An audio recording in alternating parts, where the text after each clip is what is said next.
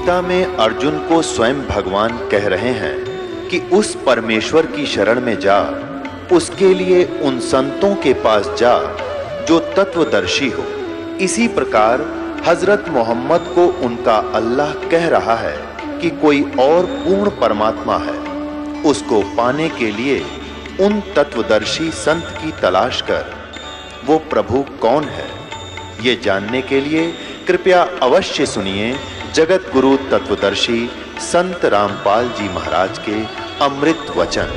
प्रारब्ध में जो हमारे भाग्य में निर्धारित है वही मिलेगा, उससे अधिक और कम नहीं हो सकता, चाहे कोई सिर पटक ले।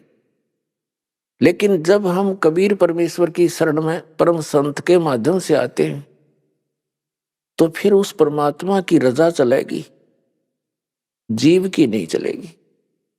जैसे हमने अपने जन्म और मृत्यु के रोग को समाप्त करवाना है तो आप जी ने यहां उपदेश लिया है, तो आप इस हॉस्पिटल में एडमिट हो गए।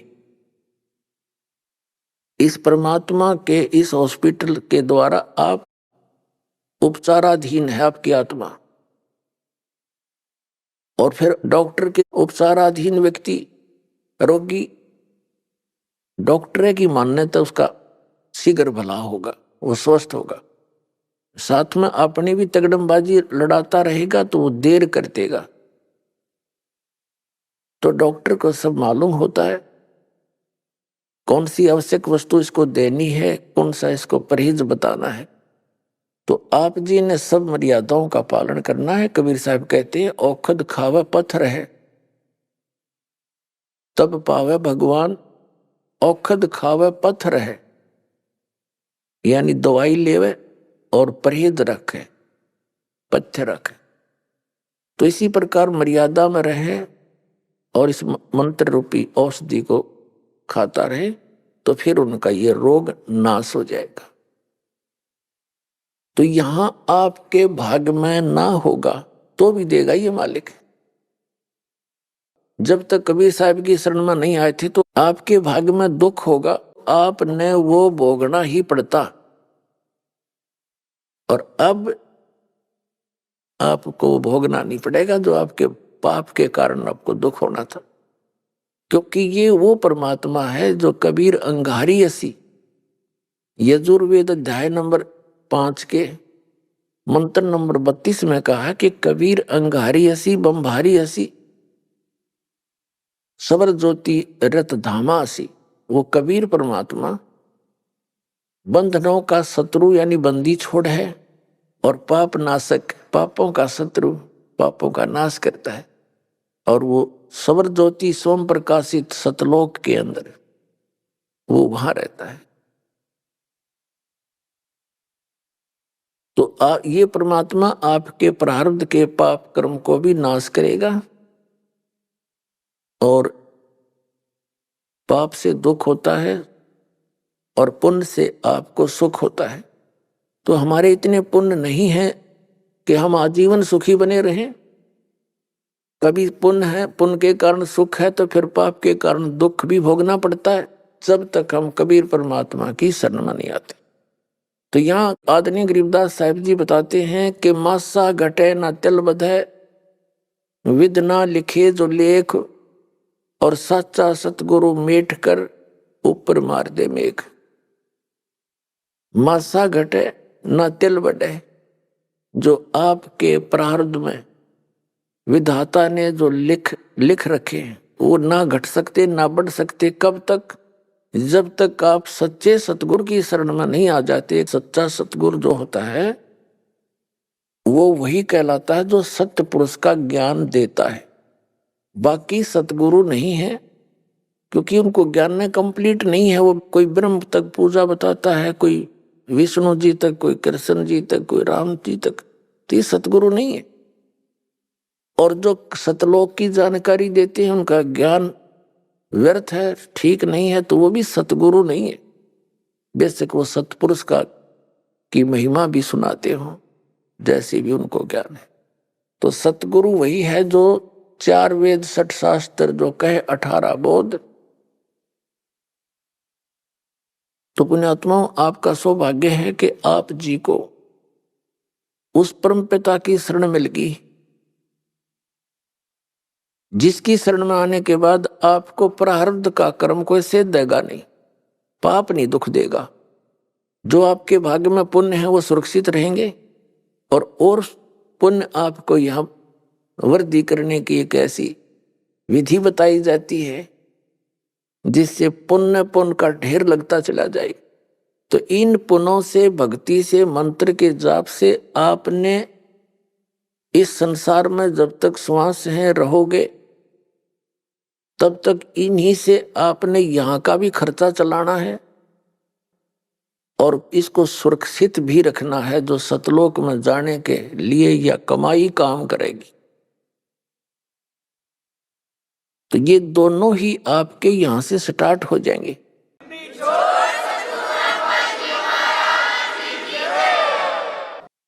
अब कबीर परमात्मा ने क्या बताया है, जग सारा रोगिया रे, जिन सतगुरु वैद न जाण्या, जग सारा रोगिया रे,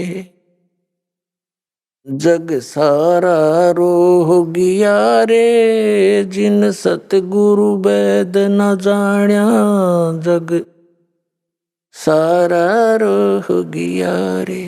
भाई जन्म मरण का रोग लग्या है, तरसना बडेरी खांसी, जन्म मरण का रोग लग्या है, तरसना बडेरी खांसी, आवागवन की डोर गले में, या पड़ी काल की फांसी, जग सारा रोगिया रे, जिन सतगुरु वैद न जाण्या, जग सारा रोगिया रे, जग सारा रोगिया रे, जिन सतगुरु वैद न जाण्या, जग सारा रोगिया रे। भाई सच्चा सतगुरु कोई न पूजे, इन झूठों जगपतियासी, सच्चा सतगुरु कोई न पूजे, इन झूठों जगपतियासी, अंधे की बां गई अंधे ने, ये मार्ग कौन बतासी, जग सारा रोगिया रे, जिन सतगुरु वैद न जाण्या, जग सारा रोगिया रे, जग सारा रोगिया रे, जिन सतगुरु वैद न जाण्या, जग सारा रोगिया रे। भाई देखा देखी गुरु से बन गे, किया न तत्व विचारा, देखा देखी गुरु से बन गे, किया न तत्व विचारा, गुरु से दोनों के सिर पे यू काल ठोके पंजारा, जग सारा रोगिया रे, जिन सतगुरु वैद न जाण्या, जग सारा रोगिया रे, जग सारा रोगिया रे, जिन सतगुरु वैद न जाण्या, जग। भाई सार शब्द सर जीवन बूटी, गैसे गैसे अंग लगावे, सार शब्द सर जीवन बूटी, गैसे गैसे अंग लगावे, कहे कबीर तुम सत कर मानो, ये जन्म मरण मिट जावे, जग सारा रोगिया रे, जिन सतगुरु वैद न जाण्या, जग सारा रोगिया रे, जग सारा रोगिया रे, जिन सतगुरु वैद न जाण्या, जग सारा रोगिया रे। भाई सार शब्द सर जीवन बूटी, गैस गैस अंग लगावे, सार शब्द सर जीवन बूटी, गैस गैस अंग लगावे, कहे कबीर तुम सत कर मानो, ये जन्म मरण मिट जावे है, जग सारा रोगिया रे। जिन सतगुरु बैद न जाण्या, जग सारा रोगिया रे। जग सारा रोगिया रे। जिन सतगुरु बैद न जाण्या, जग सारा रोगिया रे। अब परमात्मा बताते हैं कि यहाँ सभी जन्म मरण के रोग से ग्रस्त हैं। आप जी श्री विष्णु जी श्री शंकर भगवान जी की पूजा करते थे। इनको अजर अमर मान कहे। ये अज्ञानी गुरु लोग आपको मिसगाइड किए हुए थे इन भगवानों की पूजा बता के, और इनको मृत्युंजय और कालजय, सर्वेश्वर और महेश्वर, सर्व सुखदाई, सब पापों के नाशक बता के ये स्वयं स्वीकार करते हैं कि हमारा जन्म और मृत्यु होता है। हम अविनाशी नहीं हैं, हमारा जन्म और मृत्यु होता है। अपने आत्मा ये दंत कथा तो ये सुनाते सुनाते इन संतों ने बैठाई दिया। श्रद्धालु का स्वभाव होता है, विद्यार्थी होता है, और जिसके पास ये जाता है किसी के भी माध्यम से, उसकी संत की पूरी महिमा उसके चेले द्वारा सुन के ही जाता है। बड़े पहुंचे हुए महात्मा है, फिर उसको शंकाएं नहीं रहती। जो ज्ञान वो देता सारा सर्वधार्य होता है। और साध भक्तों का एक विशेष स्वभाव होता है, वो ब्लाइंड फेथ करते हैं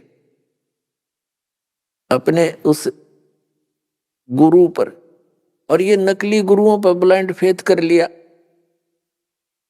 और उन्होंने सारे उल्टे पाठ पढ़ा दिए। बताओ, आज तक हमारे हिंदू धर्म के धर्म गुरु जो शंकराचार्य और आचार्य को वहां थे, और मंडलेश्वर और ब्राह्मण को वहां थे, और चारों वेदों और पुराणों के वो कंठस्थ ज्ञाता कहलाते थे, ये हमें वेदों पुराणों और गीता का कैक है वे नहीं बता पाए आज तक। तो काय के सतगुरु थे ये। आप भी नरक गए और यजमानों को भी साथ लटका ले गए। अब देखो, आपको दिखाते हैं ब्रह्मा विष्णु महेश क्या बताते हैं अपने विषय में। श्रीमद देवी भागवत यानी श्री देवी पुराण, ये गीता प्रेस गोरखपुर से प्रकाशित है।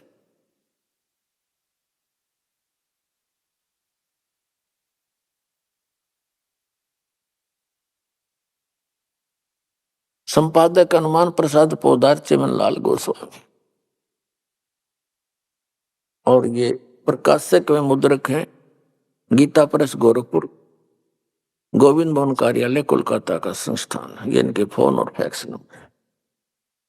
एक ही थोड़ा सा दिखा देते हैं आपको, सारा काम हल हो जाएगा। 123 पृष्ठ पर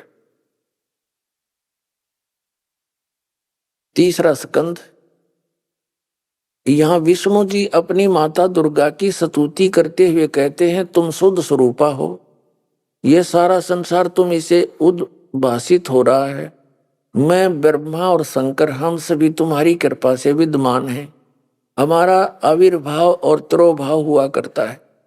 आविर्भाव माने जन्म, तिरोभाव माने मृत्यु। हमारा तो जन्म और मृत्यु हुआ करता, केवल तुम ही नित्य हो, जगत जननी हो, प्रकृति और सनातनी देवी हो। भगवान शंकर बोले, देवी यदि महाभाग विष्णु तुम्ही से प्रकट हुए हैं, तो उनके बाद उत्पन्न होने वाले ब्रह्मा भी तुम्हारे बालक हुए। फिर मैं तमोगुणी लीला करने वाला शंकर क्या तुम्हारी संतान नहीं हुआ? अर्थात मुझे भी उत्पन्न करने वाली तुम ही हो। शिवे, संपूर्ण संसार की सृष्टि करने में तुम बड़ी चतुर हो। इस संसार की सृष्टि, स्थिति और संहार में तुम्हारे गुण सदा समर्थ हैं। उन्हीं तीनों गुणों से उत्पन्न हम यानी ब्रह्मा विष्णु एवं शंकर नियमानुसार कार्य में तत्पर रहते हैं। इस पवित्र पुराण ने, इस थोड़े से लेख ने 5 कंसेप्ट क्लियर, 5 बिंदु स्पष्ट कर दिए। नंबर 1 कि ब्रह्मा विष्णु महेश नाशवान है, इनकी जन्म और मृत्यु होती है। नंबर 2, दुर्गा को प्रकृति भी कहते हैं। नंबर 3 के रजगुण ब्रह्मा है, सतगुण विष्णु, तमगुण शिव। और नंबर 4 ये कर दिया कि ये केवल नियमित कार्य ही कर सकते हैं, ये ना किसी के संस्कार में कोई वृद्धि कर सकते और ना कम कर सकते। और 5वां ये हो गया कि ये ब्रह्मा विष्णु महेश की जननी है या इनकी मां है। हो गया, ये तो ब्रह्मा विष्णु महेश ये तीनों नासवान हुए,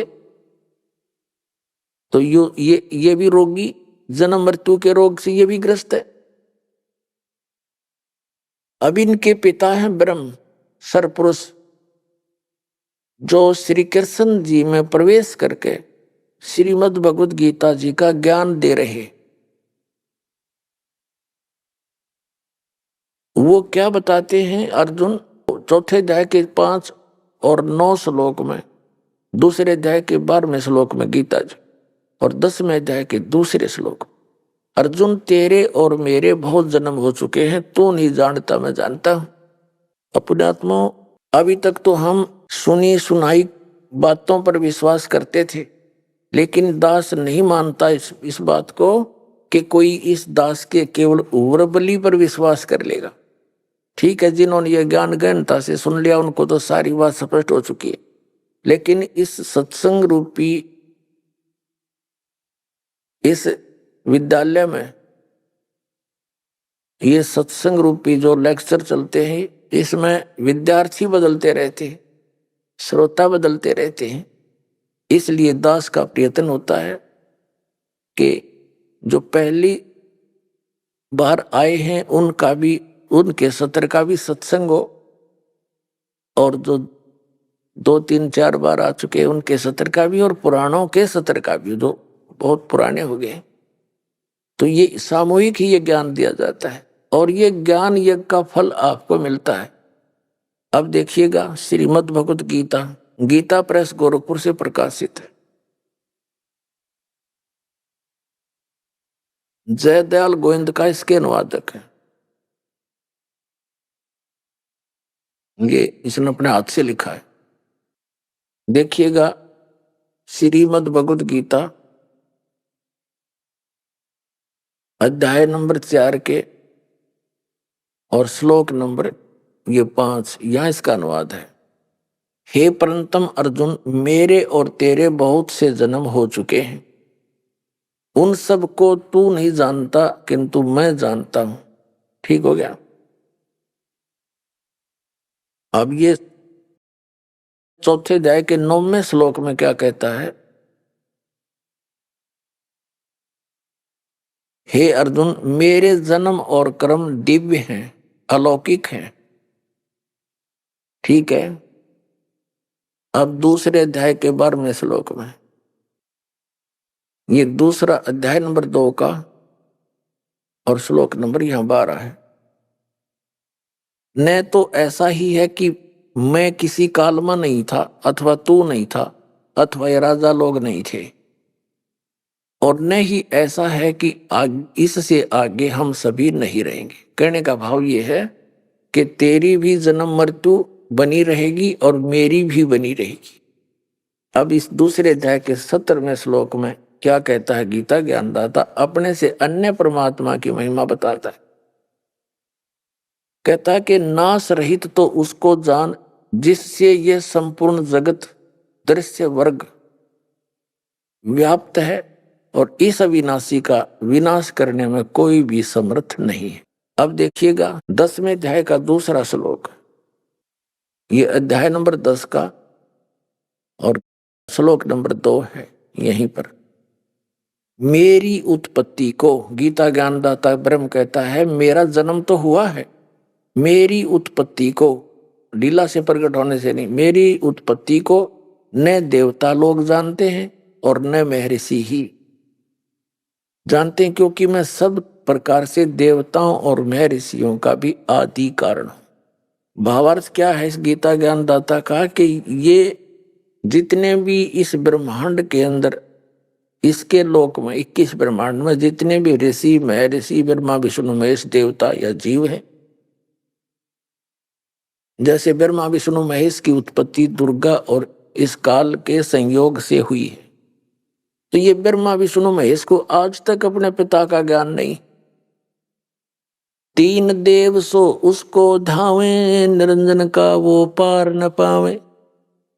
इसने प्रतिज्ञा कर रखी है कि मैं कभी भी अपने वास्तविक रूप में किसी को दर्शन नहीं दूंगा, और अपना मेरा भेद दुर्गा तो किसी को मत बताना। तो दुर्गा देवी जो है, देवी जी उस निरंजन के डर से उसका कोई यथार्थ ज्ञान अपने बच्चों को भी नहीं बताती। ये तो परमात्मा आए, कबीर भगवान जो सबके जनक हैं, जिसने इस निरंजन की भी उत्पत्ति की, ज्योति निरंजन ब्रह्मा विष्णु महेश के पिता की, और दुर्गा की उत्पत्ति उन्हीं से हुई, वो सबके जनक है। उसने आके इनकी जन्म और मृत्यु बताई, इनकी सतिथि बताई, ब्रह्मा विष्णु महेश की सतिथि बताई।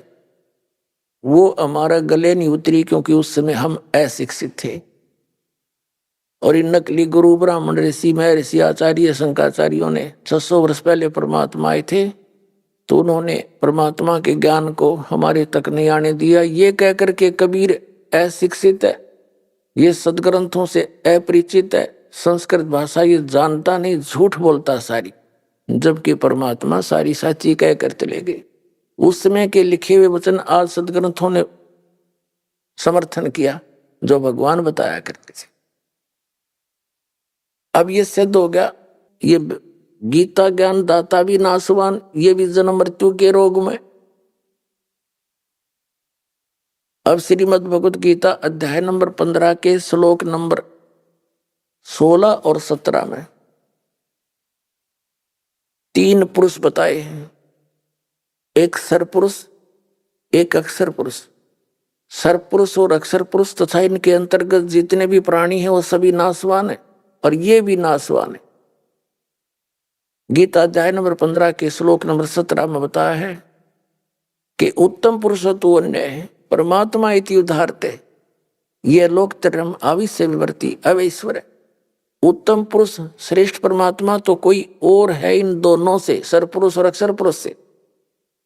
ये देखिएगा, श्रीमद् भगवत गीता, गीता प्रेस गोरखपुर से प्रकाशित है।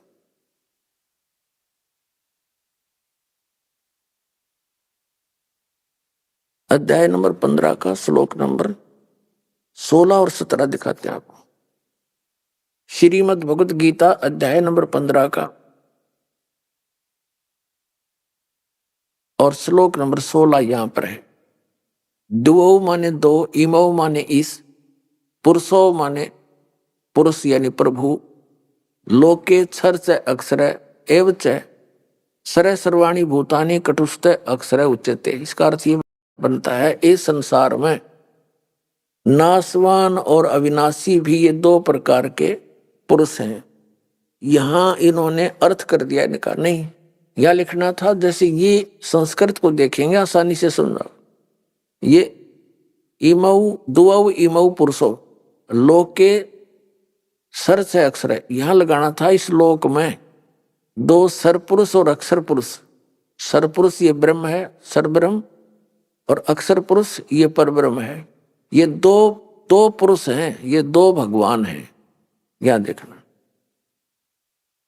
इस संसार में सरपुरुष और अक्षर पुरुष लिखना था यहाँ पर। ये 2 प्रकार के प्रभु हैं, पुरुष माने पुरुष हैं, ये 2 प्रकार के हैं। और इस सब प्राणियों के, संपूर्ण प्राणियों के शरीर नासवान है, जीवात्मा किसी की नहीं मरती। कहने का भाव यह है कि इन दोनों भगवानों के, पुरुषों के जितने भी इनके लोक हैं, इनके अंदर जितने प्राणी हैं, और ये स्वयं भी दोनों नासवान हैं। सरपुरुष ये ब्रह्म है, 21 ब्रह्मांड का ये मालिक है, और अक्षर पुरुष ये परब्रह्म है, ये 7 शंख ब्रह्मांड का स्वामी है। और उत्तम पुरुष है तू अन्य परमात्मा इति उदाहरते। ये देखिएगा गीता अध्याय नंबर 15 के और श्लोक नंबर 17 में, ये 17 में उत्तम पुरुष है तू अन्य उत्तम पुरुष यानी पुरुषोत्तम श्रेष्ठ भगवान तो अन्य है, परमात्मा इति उदाहरता जिसको भगवान कहते हैं, इन दोनों से सरपुरुष और अक्षर पुरुष से तो वो अन्य है, कोई और है जो तीनों लोकों में प्रवेश करके सबका उदाहरण पोषण करता, वो अवय ईश्वर है। अवय माने अविनाशी, अवय अविनाशी। यहां देखिएगा, उत्तम पुरुष तो अन्य ही है, इन दोनों से भी न्यारा है वो जो तीनों लोकों में प्रवेश करके सबका धारण पोषण करता है, वो अविनाशी परमेश्वर परमात्मा कहा गया है। अपने आत्मा गीता ज्ञानदाता कहता है, अर्जुन यदि तूने मेरी शरण में रहना है तो युद्ध भी करना पड़ेगा। 8वें अध्याय के 5 और 7 श्लोक में गीता ज्ञानदाता कहता है कि तू युद्ध भी कर, मेरा स्मरण भी कर, मुझे प्राप्त होगा। लेकिन जहां युद्ध करना पड़े फिर वहां शांति नहीं हो सकती। इसलिए 8वें अध्याय के 8, 9, 10 श्लोक में कहा कि तू उस परमात्मा की भक्ति, परम अक्षर ब्रह्म की, उत्तम पुरुष है, तू अन्य उसकी भक्ति करेगा तो उसको प्राप्त होगा। मेरी भक्ति करेगा तो मुझे प्राप्त होगा, लेकिन मेरी भक्ति करेगा तो युद्ध करना पड़ेगा, शांति नाम की चीज नहीं। 18वें अध्याय के 62वें श्लोक में कहा कि अर्जुन तू सर्वभाव से, गीता जी में कहा है कि सर्वभाव से उस परमेश्वर की शरण में जा, उसकी कृपा से तू परम शांति को और सनातन परम धाम को, सनातन यानी सबसे सदा का रहने वाला शाश्वत स्थान को प्राप्त होगा। 15वें अध्याय के 1 से लेकर 4 में ये स्पष्ट किया है कि ऊपर को जड़, नीचे को तीनों गुण रूपी शाखा वाला यह उल्टा लटका हुआ संसार रूपी वृक्ष है। और जो संत इसके सभी भाग बता देगा, तना कौन है, डार कौन है, शाखा कौन है और जड़ कौन है, कौन भगवान है, तो वो सवेदवित, वो तत्वदर्शी संत है। उसके पश्चात परमेश्वर के उस परम पद की खोज करनी चाहिए जहां जाने के बाद साधक कभी लौटकर संसार में नहीं आते। और जिस परमात्मा ने सभी ब्रह्मांडों की रचना की है, जो सबका उत्पादक है, और मैं उसी की शरण में हूं, उसी की भक्ति करनी चाहिए और किसी की नहीं। स्पष्ट हो गया। अब इनकी थोड़ी सी आयु बताते हैं। जैसे एक ब्रह्मा जी की मृत्यु कैसे होती है, इसका 1000 चतुर्युग का दिन, इतनी ही रात्रि। एक चतुर्युग में कितने वर्ष होते हैं? सतयुग, त्रेता, द्वापर और कलयुग, इन चारों का पीरियड मिला के 43,20,000 वर्ष होते हैं। इसको चतुर्युग बोलते हैं। ऐसे ऐसे 1000 वैसे तो 1008 होते हैं, लेकिन लंब संप मानकर चलते हैं, संख्या बहुत घनी हो जाती है। 1000 चतुर्युग का दिन ब्रह्मा जी का, 1000 चतुर्युग की रात्रि, ऐसे 30 दिन रात का महीना और 12 महीने का एक वर्ष हुआ, और 100 वर्ष की आयु है ब्रह्मा जी की। मृत्यु हुई। फिर इसके बाद विष्णु जी की ब्रह्मा जी से 7 गुना अधिक आयु है, यानी इससे 7 गुना होगी, 700 वर्ष हो गए, उस प्रकार बने हुए वर्ष। और भगवान शंकर की विष्णु जी से 7 गुना आयु है, और फिर भी मृत्यु होगी, यानी ब्रह्मा जी से 4900 गुना हो गया। इतनी लंबी उम्र है और फिर भी मृत्यु होगी इसकी। इस प्रकार जो शंकर जी तमोगुण मरेंगे, उसकी ऐसे ऐसे 70,000 बार ये तमोगुण शंकर जी की मृत्यु हो लेगी। ये क्या करता है काल? जैसे ब्रह्मा की मृत्यु निश्चित, विष्णु की निश्चित, शिव की निश्चित, समय कितना ही हो, उससे पहले ये अपनी पत्नी दुर्गा के संयोग से उन्हीं ऊपर ने 3 स्थान बना रखे हैं, एक रजोगुण प्रधान, एक सतोगुण प्रधान, एक तमोगुण प्रधान। जैसे एक कक्ष में, एक मकान में 3 कक्ष हों, एक कक्ष के अंदर साधु संत फकीरों के चित्र लगे हों, दूसरे में अश्लील चित्र लगे हों, और तीसरे में देशभक्त शहीदों के चित्र लगे हों। तो जिस भी कक्ष में जैसे चित्र लगे हैं, व्यक्ति का वहां वैसा ही मन बन जाता है, वैसी उसकी भावना जब तक उसमें रहेगा, उनके सब चित्रों को, उनको देखकर उनके गुणों को वैसा ही स्वभाव बन जाता है। तो ऐसे ही इसने ऊपर अपने ब्रह्मांड के ऊपरले स्थान पर एक गुप्त स्थान बना रखे हैं। तो वहां इसने ऐसे 3 स्थान बना रखे हैं। तो वहां दुर्गा को जब ये ब्रह्मा जी की उत्पत्ति करता है नए जीव की, तो दुर्गा को बना लेता है सावित्री रूप और स्वयं बन जाता है पंचमुखी ब्रह्मा। और फिर उनके संयोग से जो पुत्र होता है वैसे स्वरूप का, वैसे स्वभाव का बन जाता है। फिर उसको कोमा में रखते हैं, ये परवरिश जारी रहती है। ब्रह्मा की मृत्यु होते ही युवा ब्रह्मा को एज इट इज रख देते हैं और फिर वो नए सिरे से काम संभाल लेता है। ऐसे ही विष्णु जी को तैयार करके रखते हैं। वो विष्णु मर जाता है, वो ब्रह्मा मर जाता है, वो शिव मर जाता है, वो आत्माएं 84 लाख योनियों में चली जाती हैं और नई अच्छी आत्माओं को, वो पुण्यात्माओं को वहां उन पदों पर फिर नियुक्त कर देता अपने पुत्रों के रूप, अपने इस व्यवस्था को बनाए रखने के लिए। तो 70,000 बार जब यो तमोगुण शिव की मृत्यु हो जाती है, तब एक ब्रह्मांड का पूरा विनाश हो जाता है। उस समय ये काल वहां बैठा होता है। इस काल की भी मृत्यु होती है, दुर्गा की भी मृत्यु होती है। सभी ब्रह्मांड में आग लग जाती है और सब जल जाता है। अब तत्व अपनी अपनी स्थिति में भिन्न भिन्न हो जाते हैं। फिर यहां से ये क्या ऑटोमेटिक सिस्टम बना रखा है परमात्मा ने इसके लिए। ये क्या करते हैं, इस ब्रह्मांड से सभी प्राणी ऊपर को उठ जाएंगे, नू के नू, और ये यहाँ के जितना भी तत्व है ये यहीं रह जाएगा। जो भी यहाँ इसका मटेरियल है ये ऊपर चले जाएंगे एकदम पूरी स्पीड से। वो दूसरे ब्रह्मांड में प्रवेश कर जाएंगे। एक सुराख है, उसके अंदर से जाते हैं, जैसे कि खखाट उठे कण जाते हैं। आप कभी प्रकाश की रोशनी में देखते हो ऐसे, तो ऐसे जाते हैं ऊपर को। तो दूसरे ब्रह्मांड में जाते ही ये अन्य प्राणी अचेत हो जाते हैं। और ऐसी सिस्टम बना रखा परमात्मा ने, दुर्गा और इस काल के दोनों के युवा शरीर बन जाते हैं, नए शरीर बन जाते हैं। तो ये फिर अपने संयोग से, अपने वचन से, कुछ अपने मैथुन क्रिया से पुनः फिर दूसरे ब्रह्मांड में सृष्टि रचते हैं और फिर इसी प्रक्रिया से धीरे धीरे वहां पूरा फैल जाता है।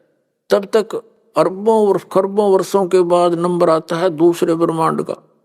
तब तक इसके अंदर जो भी मटेरियल है एज इट इज रहता है। फिर वो धीरे धीरे प्रकृति के नियम से अपने आप ये सब बनते चले जाते हैं। पृथ्वी बनती है, फिर उसको प्रसारी व्यवस्था बनती है। ये इन पर ये वैज्ञानिक माथापच्ची करते रहते हैं, ये धात्म ज्ञान के आसपास भी नहीं पहुंच सकते। तो फिर क्या होता है, इस प्रकार इनकी मृत्यु होती है। ऐसे जो 70,000 बार तमोगुण शिव की मृत्यु के बाद जो एक ब्रह्म मरा, सरपुरुष की मृत्यु हुई, ये एक युग माना जाता है। किसका? अक्षर पुरुष का अक्षर पुरुष का एक युग हो गया।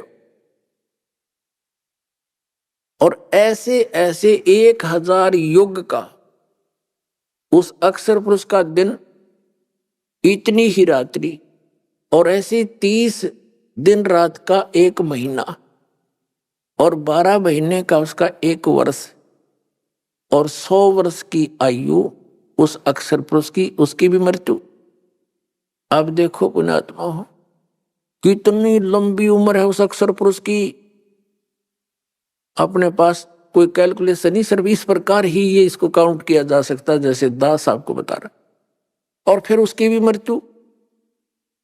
तो यहां बताते हैं आदरणीय गरीबदास साहिब जी परमात्मा कबीर जी से प्राप्त ज्ञान के आधार से, एती उम्र बुलंद मरेगा अंतरे, क्योंकि कोई सतगुरु लगे न कान न भेटे वो संतरे। इतनी लंबी भी आयु आपकी हो जाएगी तो भी अंत में मृत्यु होगी। ऐसा क्यों हो रहा है? क्योंकि सतगुरु लगे न कान, यानी सतगुरु के वाणी तेरे कान नाम पड़ी नहीं, और ना भेंटे वो संत रे। अब जैसे आप भक्त हैं, आप संत हैं, साधु हैं, साधु से जो सीधा चले और भक्ति करे भगवान की, तो आपकी संपर्क में जो व्यक्ति आएगा समाज का, तो आप उनको समझाने की चेष्टा करोगे, पुस्तक दोगे, सीडी दोगे, आजकल तो बहुत सिस्टम हो गया, और फिर सतगुरु के पास लाओगे। तो यहाँ परमात्मा कहते हैं कि जो इतनी लंबी उम्र भी प्राप्त हो जाती है, सतगुरु नहीं मिलते हैं, क्योंकि उनकी होती है जिनको किसी भी युग में आप जैसे पुण्यात्मा नहीं मिले जो उनको ये कह सके कि भाई तत्व ज्ञान तो वहां मिलता है, सतगुरु आए हुए हैं, चलो आपको उपदेश दिलाते हैं। तो तब तक वो इतनी लंबी उम्र प्राप्त करके भी अंत में जन्म और मृत्यु के दीर्घ रोग में ग्रस्त रहे। तो परमात्मा क्या बताते हैं, जग सारा रोगिया रे, जिन सतगुरु वेद न जाण्या, जग सारा रोगिया रे, जग सारा रोगिया रे, जिन सतगुरु वेद न जाण्या, जग सारा रोगिया रे। भाई जन्म मरण का रोग लग्या है या तृष्णा बढ़री खांसी, आवागमन की डोर गले में या पड़ी काल की फांसी, जग सारा रोगिया रे, जिन सतगुरु वेद न जाण्या, जग सारा रोगिया रे। अब फिर क्या बताते हैं, भाई सच्चा सतगुरु कोई है न पूजे, इन झूठों जगपतियासी। सच्चा सतगुरु कोई न पूजे, इन झूठों जगपतियासी। अंधे की वहां गई अंधे ने, ये मार्ग कौन बतासी, जग सारा रोगिया रे, जिन सतगुरु वेद न जाण्या, जग सारा रोगिया रे। भाई देखा देखी गुरु से बन गए, किया ना तत्व विचारा। देखा देखी गुरु से बन गए, किया ना तत्व विचारा।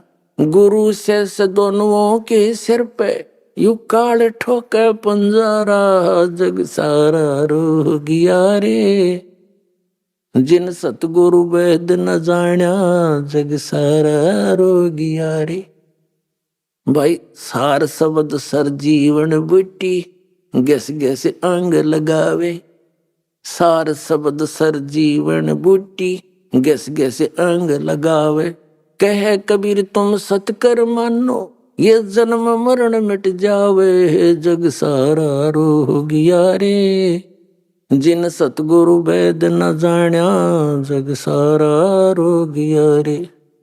अब कहते हैं अंधे की बां और गई अंधे ने, मार्ग कौन बतासी।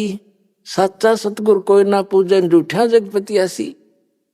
और देखा देखी गुरु शिष्य बन गए, किया ना तो विचारा। और गुरु शिष्य दोनों के सिर पर काल ठोक पंजारा। दोनों गड़ेगा गुरु ने भी और चेल्या ने भी। चेले कहाँ जाएंगे बेचारे। अपने आत्मा समस्या क्या है हमारे सामने, कि हमारे हिंदू धर्म के धर्म गुरुओं ने, आचार्य और शंकराचार्य, ब्राह्मणों को, मंडलेश्वरों को, ऋषि में ऋषियों को अपने सदग्रंथों का ज्ञान नहीं। और कबीर पंथी कलावें ये काल के दूत, इनको परमेश्वर की वाणी का ज्ञान नहीं। तो ये झूठे गुरु थे। इनमें से एक झलक दिखाते हैं श्री मधु परमहंस जी, जो सबकी छुट्टी दिवा रहा था। अब जो वस्तु मेरे पास है इस ब्रह्मांड में नहीं किसी के पास, हाँ इसके पास के है, ला दिखाऊं थोड़ा सा झलक दिखाए तुम्हें इन झूठे गुरुओं की। ये देखिएगा, एक पुस्तक है अनुराग सागर की वाणी, ये इनके प्रवचन है श्री मधु परमहंस जी के। साहिब बंदगी इनका कोड वर्ड है, नारा है।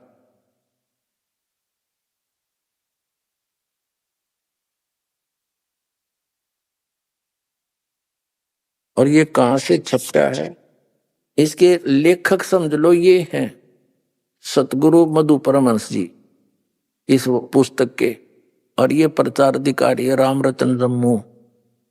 और ये कहाँ से, यहाँ से छपी है दीपावली प्रिंटर्स, सोडल रोड, प्रीत नगर, जालंधर तक। इसके 23-24 पृष्ठ पे।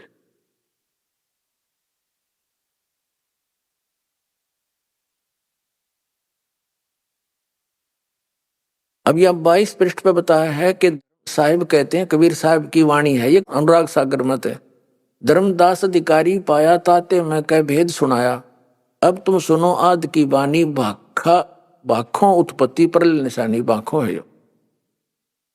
तब की बात को सुनो धर्मदासा, जब नहीं मही पाताल आकाशा, जब नहीं कूरम बरा और शेषा, जब नहीं शारद गौरी गणेशा, और जब नहीं अते निरंजन राया, यु काल भी नहीं था, जिन जीवन सब बांध दुला, 33 कोट देवता नाही और अनेक बताऊं काहे। ये वाणी तो कबीर परमात्मा की। तो यहां हम 23 पर देखते हैं। अब मधु परमहंस जी ने इन वाणियों को कैसे समझा है? साहेब ने धर्मदास से कहा, मैं तुमको आदि उत्पत्ति का रहस्य कहता हूं जिसे कोई नहीं जानता। यहां देखिए, ये वाणी है, सतपुरुष जब गुप्त रहे और कारण करण नहीं निर्माए, संपुट कमल रहे गुप्त स्नेहा, पुप माही रहे पुरुष विदेहा, इच्छा किन अनस उपजाए, हंसन देख हर्ष बहु पाए, प्रथम ही पुरुष शब्द प्रकाशा, दीप लोक रच की निवासा। अब देखो, ये है सबसे पहले परमात्मा ने एक शब्द उच्चारण किया जिसमें सब दीप और लोक रच के उनमें स्वयं निवास किया, और चारी कर सिंहासन की न तापर पहुप दीप कर चीना। उन चारों में सतलोक, अलखलोक, अगमलोक और कैलोक, इन चारों लोकों में परमात्मा ने एक एक सिंहासन की रचना की और उन पर स्वयं बैठ के जाके, और पुरुष कलाधर बैठे जइया, यानी पुरुष मनुष्य दृश्य में वहां बैठ के भगवान जाके प्रगति अगर वासना तैया। अब ये क्या बताता है? अनुराग सागर की वाणी को श्री मधु परमहंस जी कैसे परिभाषित करते हैं अपने अज्ञान के आधार से। साहिब कह रहे हैं कि आरंभ में परम पुरुष गोपत थे, उनका न कोई साथी था न संगी, एक समय उनकी मौज हुई, उन्होंने अंश उत्पन्न किए। सबसे पहले उन्होंने एक शब्द पुकारा, अद्भुत सफेद प्रकाश उत्पन्न किया और स्वयं उस प्रकाश में समा गए, और वही अमरलोक कहा। इसमें है कि ते ऐसा सफेद प्रकाश उत्पन्न किया, फलाना किया, और उसमें समा गए। ये तो के पुरुष कलाधर बैठे जइहा, 4 सिंहासन बढ़ाए उनके ऊपर, प्रथम ही पुरुष शब्द प्रकाशा, और द्वीप, यु द्वीप है, दीप लोक रच की निवासा, सबके रचना करके अलग अलग दीप और लोकों की उसमें स्वयं निवास किया, बैठ गए। और चारी कर सिंहासन की ना, चारों में अलग अलग सिंहासन बनाए और उन पर पुरुष कलाधर बैठे जइया, पुरुष मनुष्य रूप में जाकर विराजमान हो गए। अरियो सट्टे मारे देख। सबसे पहले उन्होंने एक शब्द पुकारा, परम पुरुष ने, परम पुरुष गोपत थे, फिर प्रगट हो गए, अद्भुत सफेद प्रकाश उत्पन्न किया, स्वयं उसमें समा गए, वो फिर अमरलोक हो गया। अब देखो इसकी तगड़मबाजी अज्ञानी की। क्या कहता है कि परम पुरुष ने एक शब्द उच्चारण किया, उसमें सफेद प्रकाश हो गया और फिर उसमें आप समा गया, वो अमरलोक हो गया। ठीक है, अच्छा आगे देखो, अमरलोक कहा, और फिर उनकी इच्छा हुई कि उन्होंने अनेक दीपों की रचना की। वास्तव में यह रहस्य छिपाया गया है, मैं बताता हूं। अभी कति और डिफाइन करने लगा। सर्वप्रथम परम पुरुष ने इच्छा करके एक शब्द पुकारा, उससे एक अद्भुत सफेद रंग का प्रकाश हुआ, और वो प्रकाश अनंत में फैल गया। वो प्रकाश संसारिक प्रकाश की तरह न था, वो इतना अद्भुत था कि जिसका एक एक कण करोड़ों सूर्यों को भी लजा दे। ठीक है, अब 24 पृष्ठ पर आ गए हम। जब वो प्रकाश अनंत में फैल गया तो फिर वे सतपुरुष स्वयं उस प्रकाश में समा गए। अब वो प्रकाश चेतन हो गया, जीवित हो गया। पहले मरा हुआ था, फिर वो जीवित हो गया। ठीक, जिस प्रकार आत्मा के शरीर में आने से शरीर चेतन हो जाता है, उसी प्रकार वो प्रकाश भी जीवित हो उठा। प्रकाश में आने से पहले वे सत्पुरुष गुप्त थे, जबकि प्रकाश में आकर वे सत्पुरुष कहलाए। अब देखा कल इसकी, और वो अद्भुत प्रकाश जो स्वयं सत्पुरुष ही थे, वो अमरलोक कहलाया। अभी आपने सुने संत रामपाल जी महाराज के मंगल प्रवचन। आइए अब सुनते हैं संत रामपाल जी महाराज से नाम दीक्षा लेकर सतभक्ति करके अद्भुत लाभ प्राप्त करने वाले अनुयायी के विचार। दर्शकों, जब व्यक्ति अपने जीवन की कठिनाइयों से तंग आ जाता है और उसे कोई रास्ता नजर नहीं आता है, तो वह अपने जीवन को ही समाप्त करने की ठान लेता है। ऐसा ही हैरान कर देने वाला किस्सा आज हम आपके सामने लेकर आए हैं। यह कहानी इंदौर, मध्य प्रदेश के रहने वाले जय नारायण जी की है। हिंदू धर्म की भक्ति और तमाम कर्मकांड करते हुए भी जय नारायण जी पूरी तरह से कर्ज में डूब गए। इन्हें अनेक कष्टों ने घेर लिया। जब भक्ति से भी कुछ राहत मिलती न नजर आई, तो जय नारायण जी ने भी अपने जीवन को समाप्त करने की ठानी। लेकिन आज संत रामपाल जी महाराज की शरण में आने के बाद इनका कहना है कि ये पूर्ण रूप से सुखी है। तो आइए जानते हैं कि जय नारायण जी ऐसा क्यों कह रहे हैं। सुनते हैं जय नारायण जी की कहानी उन्हीं की जुबानी। नमस्कार सर। सर साहेब। सर क्या नाम है आपका? जय नारायण ददोरे। जय नारायण जी, आप कहाँ के रहने वाले हैं? 218 बी साई बाबा नगर, इंदौर, मध्य प्रदेश। सर संत रामपाल जी महाराज से नाम दीक्षा आपने कब ली? जी, मैंने संत रामपाल जी महाराज जी से नाम उपदेश सन 2016 मार्च महीने में ली। संत रामपाल जी महाराज से नाम दीक्षा लेने से पहले आप क्या भक्ति साधनाएं करते थे? जी सर, मैं संत रामपाल जी महाराज जी से नाम उपदेश लेने के पहले जय गुरुदेव पंथ मथुरा वाले जो हैं उनसे जुड़ा हुआ था। वहाँ पर करीब मैंने 3 वर्ष तक भक्ति करी। बाकी भक्ति करते करते मुझे कुछ भी ऐसा ना आध्यात्मिक लाभ हुआ, ना ही किसी प्रकार का कुछ लाभ प्राप्त हुआ। मतलब मैं बहुत ही परेशान रहता था और मेरे ऊपर कर्जा भी करीब 4 लाख रुपए का कर्जा हो गया था, और वो भक्ति करने से मुझे ऐसा कुछ भी लाभ प्राप्त नहीं हुआ। सर आप पहले जय गुरुदेव पंथ में भक्ति करते थे, ये भक्ति साधना करते हुए आपकी आर्थिक स्थिति खराब हो गई, तो फिर इन सब परेशानियों के बीच आपको संत रामपाल जी महाराज की जानकारी कहाँ से हुई? जी सर, संत रामपाल जी महाराज जी के बारे में हमारे जो बड़े भैया हैं वो संत रामपाल जी महाराज जी से नाम उपदेश उन्होंने सन 2011 में ले चुके थे।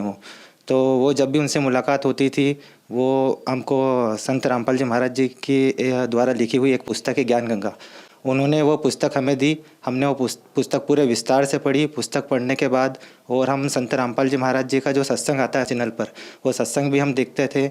तो वो देखने के बाद फिर मैंने जो है संत रामपाल जी महाराज जी से नाम उपदेश लेने की सोची। तो अपने जो इंदौर मध्य प्रदेश है, यहाँ पर उनका एक सेंटर खुला हुआ था। वहाँ पर जो है सेवादार लोग वहाँ पर सेवा भी करते हैं और वहाँ पर नाम उपदेश की भी निःशुल्क व्यवस्था रहती है। तो वहाँ पर जाकर के मैंने सन 2016 में निःशुल्क संत रामपाल जी महाराज जी से नाम उपदेश लिया। सर आपने संत रामपाल जी द्वारा लिखित ज्ञान गंगा पुस्तक पढ़ी। पुस्तक पढ़ने के बाद आपने संत रामपाल जी महाराज को अपना गुरु धारण किया। सर ज्ञान गंगा पुस्तक में ऐसी क्या बात है जिसे पढ़ने के बाद आपने संत रामपाल जी महाराज को अपना गुरु बनाया? जी सर, जैसा कि जय गुरुदेव पंथ में हम जुड़े हुए थे, तो वहाँ पर बताते थे कि परमात्मा निराकार है, और जो ज्ञान गंगा पुस्तक है संत रामपाल जी महाराज जी के द्वारा जो लिखित पुस्तक है, उसमें परमात्मा को साकार बताया गया है। और जो संत रामपाल जी महाराज जी बताते हैं सारा प्रमाण सहित बताते हैं। वो हमने पुस्तक पढ़ी और सारा जो हमने मिलान करा तो बिल्कुल सही पाया कि वाकई में जो परमात्मा है वो साकार है, सशरीर है, मनुष्य दृश्य है। और जो हमको जो जय गुरुदेव पंथ में जो बताते थे परमात्मा निराकार है, तो हमको वाकई में सत्संग सुनने के बाद जो हमको पता चला कि परमात्मा साकार है, और हम जो साधना कर रहे थे जय गुरुदेव पंथ से, वो वाकई में जो साधना उससे हमको कुछ भी आध्यात्मिक लाभ जो है वो प्राप्त नहीं हो पा रहा था, और परमात्मा के बारे में भी विशेष जानकारी हमको उससे नहीं थी। और ज्ञान गंगा पुस्तक पढ़ने के बाद हमको परमात्मा के बारे में जो है जानकारी प्राप्त हुई कि परमात्मा सशरीर है, राजा के समान दृश्य है, और उसका नाम कबीर है। तो वो हमको बहुत बात जो है अच्छी लगी कि हाँ, परमात्मा वाकई में प्रमाण सहित भी हमको जो मिला कि परमात्मा साकार है। तो इस कारण हमने जो है फिर संत रामपाल जी महाराज जी को गुरु बनाया। सर जो भी श्रद्धालु संत रामपाल जी महाराज से नाम दीक्षा लेते हैं उनको कोई ना कोई लाभ अवश्य प्राप्त होते हैं, तो क्या आपको भी कोई लाभ प्राप्त हुए संत रामपाल जी महाराज से नाम दीक्षा लेने के बाद? जी हाँ, बिल्कुल। संत रामपाल जी महाराज जी से नाम उपदेश लेने के बाद वैसे तो कई सारे लाभ प्राप्त हुए हैं। बाकी उसमें से मैं जैसे एक लाभ जो है वो आपको बताना चाहूँगा। जैसे मेरा जो बच्चा है उसको एक बार मतलब बहुत ज़्यादा तबीयत ख़राब हो गई थी और संडे का दिन था। संडे को जो है अधिकतर क्लिनिक जो है वो बंद रहते हैं। तो मैंने जो है उपचार के लिए बच्चे को ले जाना चाहा, आसपास के क्लिनिक बंद थे। तो हमारे इधर एक जो जिला अस्पताल के पास में एक जो क्लिनिक है राजन डॉक्टर का, वो क्लिनिक संडे को भी खुला था। तो वहाँ पर जो है मैं बच्चे को लेकर के गया। तो बच्चे को लेकर के गया तो डॉक्टर ने देखा बच्चे को, उसको एक इंजेक्शन लगाया।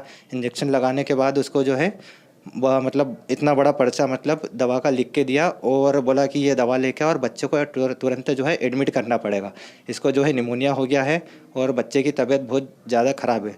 अब मेरे पास जो है आर्थिक स्थिति कमज़ोर होने के कारण जो है इलाज के पैसे नहीं थे, तो उसमें करीब 5-6 हज़ार रुपये का खर्चा आता है बच्चे को अगर एडमिट करते हैं तो मैंने वो डॉक्टर साहब को कहा, डॉक्टर साहब आप इसको एडमिट मत करिए, आपका अभी तक का जो बिल है वो मुझे बता दीजिए। तो उन्होंने 150 रुपये उनकी फ़ीस बनी थी, 150 रुपये उनकी फ़ीस ली और मैंने कोई दवा गोली उन्होंने जो पर्चा लिख के दिया वो नहीं ली थी। तो वो पर्चा जो मुझे ऐसा लगा और मैंने वो पर्चा जो है, मेरे पास पैसे नहीं थे तो वो फाड़ के मैंने पर्चे को फेंक दिया और वो बच्चे को फिर मैं घर पे ले आया। घर पे लेने के बाद जो इंदौर में जो संत रामपाल जी महाराज जी का नामदान का जो सेंटर खुला हुआ, जहाँ पर नाम उपदेश निःशुल्क दी जाती है, वहाँ पर जा कर के मैंने जो संत रामपाल जी महाराज जी ने जो मंत्र मुझे दिए हुए थे वो मंत्र का जो मैंने जाप करा और मालिक से अरदास लगाई, ये संत रामपाल जी महाराज आप अगर सच्चे हो तो मेरा बच्चा जो है, अभी मैं बहुत ज़्यादा परेशान हूँ और मेरे पास मतलब उसका इलाज करवाने के भी पैसे नहीं है। तो ऐसे मैंने अरदास लगी, वैसे घर पे आकर के देखा तो बच्चा बिल्कुल मतलब खेल रहा है, उसको किसी प्रकार की कुछ भी मतलब दवा गोली मैंने नहीं दी थी और हंसता खेलता मतलब मस्ती कर रहा है। बगैर इलाज करे संत रामपाल जी महाराज की दया से वो बच्चा जो है बगैर इलाज के ठीक हो गया। मैंने नाम उपदेश लेने के पहले जो था मेरे ऊपर 4 लाख का कर्जा था। तो 4 लाख का कर्जा मतलब इतना मतलब ना तो परिवार में कोई ऐसा सक्षम था जो 4 लाख का कर्जा दे दे और ना मतलब मेरा जो काम जो करता था वो काम भी पूरी तरीके से मतलब जो है बंद हो चुका था और मैं बहुत ज़्यादा परेशान रहता था कि अब क्या करना है। तो संत रामपाल जी महाराज जी के शरण में आने के बाद मतलब मैंने जो है पानी पतासे का काम जो है शुरू किया। तो पानी पतासे का काम शुरू करने के बाद और मैं प्रेस का काम भी करता था। तो संत रामपाल जी महाराज जी के दया से जो 4 लाख का कर्जा जो है वो मतलब आज की तारीख में पूरा कर्जा संत रामपाल जी महाराज की दया से पूरा कर्जा मेरा चुकता हो गया है और किसी प्रकार की कोई टेंशन नहीं है। पहले मैं बहुत ज़्यादा परेशान रहता था और आर्थिक स्थिति के कारण 4 बार जो है मैंने आत्महत्या का भी प्रयास किया था। मतलब मैंने पंखे पे मतलब रस्सी डाल रखी थी और सिर पर चढ़ना ही था, स्टूल पर चढ़ भी गया था। बाकी फिर मैंने वो सोचा कि नहीं, मरने से भी ये समस्या का हल नहीं होना है तो मैं समस्या से लड़ूंगा। तो संत रामपाल जी महाराज जी से नाम उपदेश लेने के बाद जो है मेरा जो 4 लाख का कर्जा है वो पूरा ख़त्म हो गया। कर्जे से मैं पहले बहुत ज़्यादा परेशान रहता था। एक बार तो मैंने मतलब सल्फास की जो गोली आती है वो भी जेब में रख ली थी कि सल्फास खाना है। एक बार ट्रेन की पटरी के वहाँ पर भी चले गया था कि ट्रेन में कूद के जान दे दूंगा। बाकी वो जो है समस्या मेरी किसी प्रकार से हल नहीं हो रही थी। तो संत रामपाल जी महाराज जी को शरण में लेना था तो मालिक की दया से जो है मैंने संत रामपाल जी महाराज जी से नाम उपदेश लिया और नाम उपदेश लेने के बाद ही मेरा जो है कर्जा ख़त्म हो सका। और एक बार मतलब जब मैंने नाम उपदेश लिया ही था तो मेरी मतलब पैसे की पहले बहुत समस्या रहती थी। तो नया नया जैसे जुड़ा था 2016 में, तो हिसार जाना था हमको। तो रेलवे के टिकट करवाने के लिए मेरे पास पैसे नहीं थे। तो फिर मैंने सोचा कि अब मैं कैसे जाऊंगा। तो फिर मैंने संत रामपाल जी महाराज जी से अरदास करी कि हे परमात्मा, हे गुरुजी, अगर मेरे पास पैसे की व्यवस्था नहीं तो मैं कैसे जा पाऊंगा। तो वैसे ही मतलब मैंने पर्स खोल के देखा तो मेरा जो पर्स है, पर्स के अंदर के साइड जैसे मैं 200 या 500 रुपये ऐसे कुछ रखता हूँ, तो मैंने पर्स खोल के देखा तो उसके अंदर 2500 रुपये एकदम जो है आ गए। अब वो मुझे खुद को पता नहीं कि 2500 रुपये कैसे आ गए पर्स के अंदर। तो वैसे मैंने तुरंत टिकट करवाया और मैं वो हिसार गया। तो संत रामपाल जी महाराज जी के दया से ये चमत्कार मेरे साथ हुआ कि पर्स में पैसे जो 2500 रुपये वो मेरे पर्स में आ गए। और आज की जो आर्थिक स्थिति है संत रामपाल जी के महाराज जी की दया से, आज जो मैं पहले किराए के मकान में रहता था, अब संत रामपाल जी महाराज जी की दया से हमारे जो ससुर जी हैं उनको प्रेरणा करी संत रामपाल जी महाराज जी ने, और आज जो है दास के पास घर का मकान भी है और अभी काम धंधा भी व्यवस्थित जमा हुआ है। पानी पतासे का भी बढ़िया चलता है और मैं प्रेस भी करता हूँ। और मेरा मतलब रोज़ की दिनचर्या बन गई थी कि रोज़ शाम को जो है मुझे 1 क्वार्टर या कभी कभी जो शराब का जो क्वार्टर आता है वो 1 क्वार्टर या 2 क्वार्टर भी मैं मतलब रोज़ लेने लग गया था। मतलब मेरे परिवार वाले, समाज वाले या आसपास के जो भी मित्रगण हैं वो भी सब भी बोलते थे कि ये बोले बहुत बिगड़ चुका है, अब इसको कोई भी मतलब संभाल नहीं सकता। और सिगरेट भी मतलब रोज़ के 1-2 पैकेट सिगरेट के जो है मैं रोज़ के ख़त्म कर देता था। मतलब इतना बेकार इंसान था। मतलब शराब भी बहुत पीता था मैं, और जुआ वगैरह ये सब बहुत मतलब जो भी बुरी आदतें थे सारी मतलब आदतें मुझ में थी और बहुत ज़्यादा परेशान हो गया था। उसी के कारण कर्जा भी मेरे पर हो गया था। तो वो जो है संत रामपाल जी महाराज जी के शरण में आने के बाद वो सारी बुराइयां भी मतलब छूट गई। और आज जो मेरे मित्रगण जो सहयोगी गण है वो भी जैसे मिलते हैं तो आश्चर्य करते हैं कि ये जो हम तो सोच ही नहीं सकते थे कि ये मतलब तुझसे जो है छूटेगी शराब वगैरह ये। तो मैं उनको बार बार ये समझाता हूँ, देखो ये जीव के बस की बात नहीं है छोड़ना, ये संत रामपाल जी महाराज जी की दया ही है जो उनके नामोपदेश लेने के बाद जो है ये सारी चीज़ें छूट गई मुझसे। तो उनको भी मैं समझाता हूँ कि आप लोग भी आइए शरण में और अपना कल्याण करवाइए। और आज जो है मैं जो कुछ भी हूँ नशा मुक्त जो हूँ वो संत रामपाल जी महाराज जी की दया से ही हूँ। सर, संत रामपाल जी महाराज से नाम दीक्षा लेने के बाद आपका नशा दूर हो गया, जबकि सरकार लोगों को नशा मुक्त करने के लिए करोड़ों रुपए खर्च करती है, कई प्रकार की योजनाएं चलाती है। यह कैसे संभव है कि संत रामपाल जी महाराज से नाम दीक्षा लेने के बाद आपका नशा छूट गया? जी सर, जो सरकार जो योजनाएं चलाती है, एक तरफ तो सरकार अभी बोल रही है कि शराब बंद होना चाहिए और दूसरी तरफ जो है आहते और मतलब खोल रखे हैं, तो ये कैसे पॉसिबल है? संत रामपाल जी महाराज जी के शरण में आने के बाद जो है हमको ज्ञान हुआ कि शराब से हमारा जो है आगे क्या बनना है। शराब पीने के बाद जो हमको संत रामपाल जी महाराज जी ने सत्संग में बताया है कि शराब पीने के बाद हमको ये भुगतना पड़ेगा, तो हमको वो ज्ञान हुआ। और संत रामपाल जी महाराज जी के शरण में आने के बाद जो संत रामपाल जी महाराज जी ने जो हमको मंत्र दिए हैं वो मंत्र मतलब इतने पावरफुल है, इतने शक्तिशाली, और मेन बात जो है वो मंत्र जो प्रमाण सहित है। मतलब हमारे वेदों ग्रंथों के आधार पर जो संत रामपाल जी महाराज जो भक्ति देते हैं वो प्रमाण सहित देते हैं। तो मंत्र में इतनी शक्ति है कि वो मंत्र से ही हमारा जो है ये नशा छुड़ सका है। नहीं तो और भी जितने भी पंथ हैं उनके जो शिष्य हैं मतलब उनमें मतलब वो छोड़ना भी चाहे तो नहीं छोड़ सकते हैं, क्योंकि उनके जो भक्ति है सतमार्ग की भक्ति नहीं है और प्रमाण सहित नहीं है। तो मेरा सभी से ये प्रार्थना है कि आप सभी संत रामपाल जी महाराज जी के शरण में आइए और यहाँ पर आने के बाद आपकी सभी बुराइयाँ जो है वो छूट जाएगी।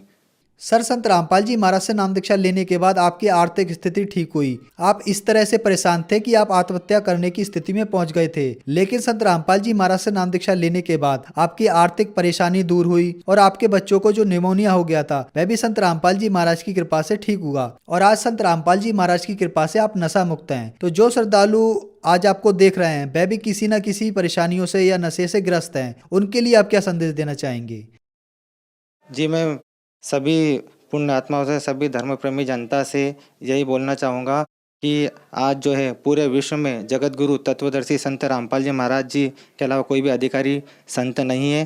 तो आप सभी पुण्यात्माओं से, धर्म प्रेमी जनता से, माता बहनों से, भाइयों से, सभी से निवेदन करना चाहूँगा कि आप जल्द से जल्द संत रामपाल जी महाराज जी के शरण में आइए और उन्हीं के शरण में आने के बाद ही आपका कल्याण संभव है, क्योंकि पूरे विश्व में कहीं पर भी जो सद्भक्ति मार्ग है वो कहीं पर नहीं है। तो आप जी से निवेदन है, करबद्ध प्रार्थना है कि आप संत रामपाल जी महाराज जी से नाम उपदेश ले करके अपना कल्याण करवाइए और अपना मोक्ष करवाइए। सर, संत रामपाल जी महाराज से नाम दीक्षा कैसे ले सकते हैं? जी, संत रामपाल जी महाराज जी से नाम उपदेश लेने के लिए आप जैसे सत्संग सुनते हैं चैनल पर, तो नीचे जो पीली लाइन जो आती है उस पर संत रामपाल जी महाराज जी का मतलब पूरा जानकारी आती है कि यहाँ पर आप फ़ोन करके उनकी पुस्तकें भी बुलवा सकते हैं। और नाम उपदेश लेने के लिए अभी जो है जगह जगह संत रामपाल जी महाराज जी के सेंटर जैसे खुले हुए हैं, तो वहाँ पर जो है निःशुल्क नाम उपदेश दिया जाता है। आप जहाँ पर भी रहते हो, आपका जो शहर लगता हो, वहाँ पर आप जानकारी निकालिए और जो टीवी पर नीचे जो आती है उस पर कॉन्टैक्ट करेंगे तो आपको पूरी जानकारी मिल जाएगी और आप निःशुल्क नाम उपदेश संत रामपाल जी महाराज जी से ले सकते हैं। धन्यवाद सर। सत साहिब।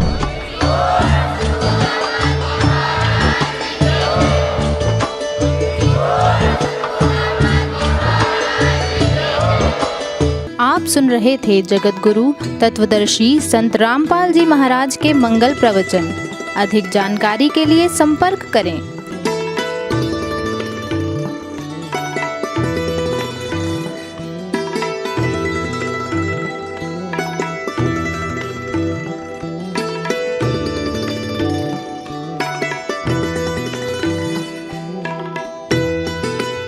जगत गुरु तत्वदर्शी संत रामपाल जी महाराज जी के पावन सानिध्य में भक्ति की अलख जगाने तथा श्रद्धालुओं को सत्य भक्ति मार्ग का रास्ता दिखाने हेतु कनाडा के लोकप्रिय channel the TV NRI channel पर जगत गुरु तत्वदर्शी संत रामपाल जी महाराज जी के मंगल प्रवचनों का प्रसारण प्रतिदिन सुबह 7:30 बजे से 8:30 बजे तक तथा रात्रि 7:30 बजे से 8:30 बजे तक किया जा रहा है। इस सत्य भक्ति मार्ग को अपनाने के लिए अधिक से अधिक सत्संग प्रसारण देखें। इस सत्संग प्रवचन का सीधा प्रसारण संत रामपाल जी महाराज लाइव सत्संग YouTube चैनल और जगत गुरु संत रामपाल जी महाराज फेसबुक पेज पर भी देख सकते हैं।